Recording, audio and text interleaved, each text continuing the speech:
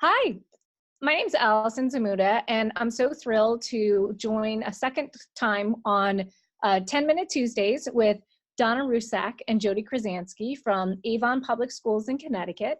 And we're going to talk about lessons learned over the past 7 years, sometimes the hard way, but we continue to grow and adapt and change based on the subject areas we were in, the standards that changed, as well as other meaningful, interesting parts along the way. So welcome, Donna and Jodi, and if you can quickly reintroduce yourselves, and then we're going to get to the first lesson learned. Sure, I'm Donna Nestler-Rusack, and I am the Assistant Superintendent here in Avon, Connecticut. Hi, I'm Jodi Kryzanski. I'm the Program Director in Avon. So let's go after the first lesson learned about thinking through and holding true to the vision. Well, I think that's the critical piece, is holding true to the vision, and it would have been very easy to change that vision along the way based on some different pressure points, which had to do mostly with change and people's resistance sometimes to change. But I think with that said, holding true to the vision, you can stay true to a vision, but you have to be able to modify your plans. So when we started, I'll speak for myself, I had a fabulous plan. It was going to be the same for every content area. And that worked really well for the first content area. So I think, how do you modify to meet the needs of the departments? Because each department is different. Individuals are different. So you have to be flexible in that, but not lose the endpoint that you are heading for. So for us, how do we keep messaging the same message? And for us, as I mentioned in the earlier interview, it's a vertical K-12 articulation that we're looking for. It's guaranteed experiences for students, but how we get to that endpoint can be a different journey. So for some folks, it was much easier to start as we worked on the unit development to really look at what were some of the skills and contents, and then work back for that with the standards, and then align our understandings and questions. And then there were other folks that just went straight down the list in the right order. So there is no right or wrong, it's really just that endpoint. And then who are they as people? And that's the important part, because you have to have that relationship that people are comfortable to take the risk. So we also noticed some uniquenesses about each department. Math obviously cannot function without a pot of coffee. The English department needed chocolate all of the time, and science needed meat at lunch. So, you know, you have to be a little bit different, but while we laugh about the food, that's also how we had to approach it through the content. So one of the second lessons was really starting to continue to focus on the lens of the student, not the lens of the adult. Can you give a couple of concrete examples of how we work through those challenges in different subject areas? Well, I guess the first one was that apple. Remember the apple?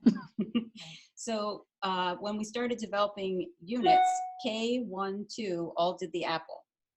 They looked at the apple, they graphed the apple, they sliced the apple, maybe they ate the apple, but it was the same in all 3 grade levels. So we were saying, okay, where is this going to live?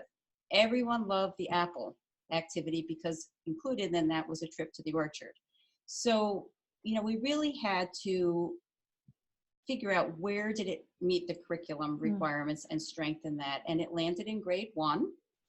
We spent a little time warning in grades K and 2 and tried to help them understand that it really wasn't going deeper as they tried to convince us, because we weren't even changing the fruit or what we were doing.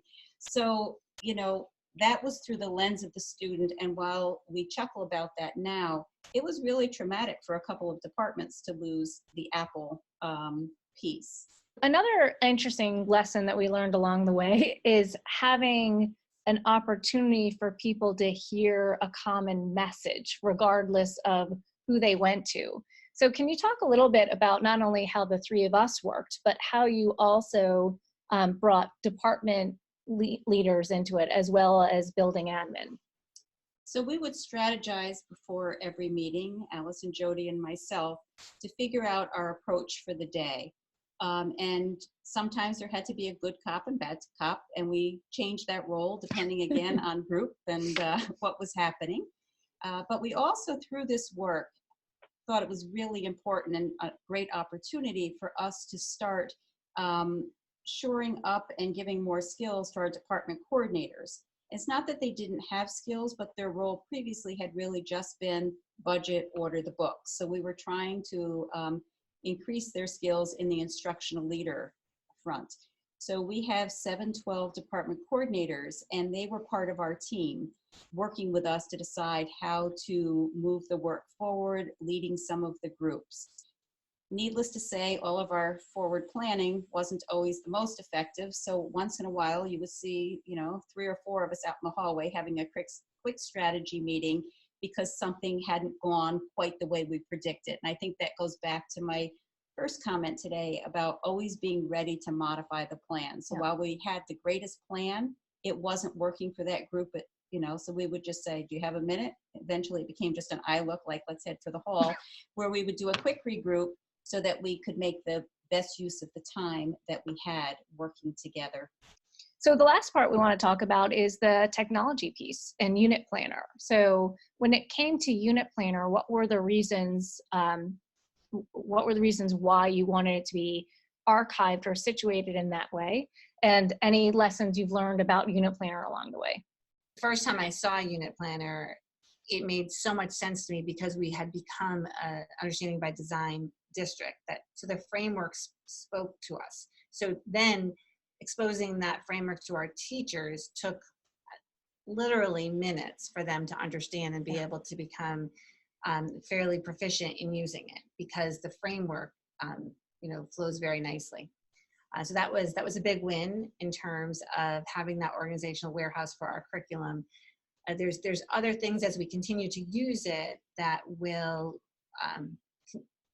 continue to show its value. One that I've more recently used as we're now moved from the curriculum writing to getting into a cycle of revision, that one of the first things we want to do when we check our revision is, one, have all the standards that are identified for us to teach at each grade level actually being taught, or in this case, initially just addressed in a curricular document. And there's an analysis tool that's extremely helpful in doing that.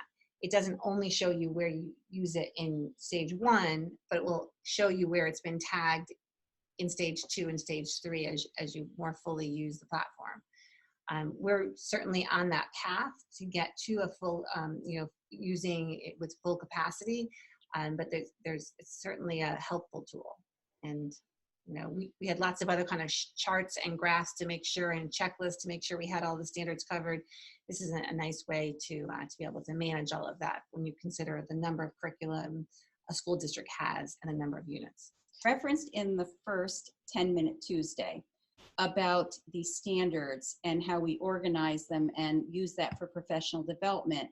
If you build the platform correctly with the headers, it's helping people understand the standards and where those live, because sometimes I was finding in ELA when we had them in one running list that people were just clicking off anything that they thought sounded good, where in fact some of them were not nested in the right place. So by really nesting the standards under those headings helped people make sense of where they lived and why. So we actually went back and rebuilt English language arts and math as we learned that lesson with science, where we started with the headers and the nesting of our standards, understanding's essential questions, and how much more effective that was. So I think a critical lesson learned was take the time to do the build correctly, build in your long-term transfer goals, understanding's essential questions, K-12 as drop downs, because if you just have them and people are taking them off of sheets of paper and typing them in, it's very, you run that risk of people doing typos or not capturing the whole thing. And it also helps with the coding. Well, it's just been such a pleasure to not only work with the two of you, but also with so many of your classroom teachers and building and district admin to start thinking about what growth over time looks like. And so while we can say lesson learned to focus more on stage 3 right from the very beginning, I think that was also a part of the journey where we started with folks that were not used to even sitting around a table together in some kind of vertical articulation, and begin to sort of test the waters on, so how much do we need to be on the same party line, and when can we do our own thing? And I think people were so worried about having their creative flow and ideas being jeopardized. I think I think that's why we started easing into stage 3 the way we did. But I think it's so lovely at this point where folks are now beginning to articulate the need for much more clarity on the learning plan and the approach to make sure that there's not only a level of consistency, but a level of connection with what the expectations are in the first place. So I know we're out of time, but thank you so much for joining us for our 10-Minute Tuesday, and looking forward to more conversations with Claire.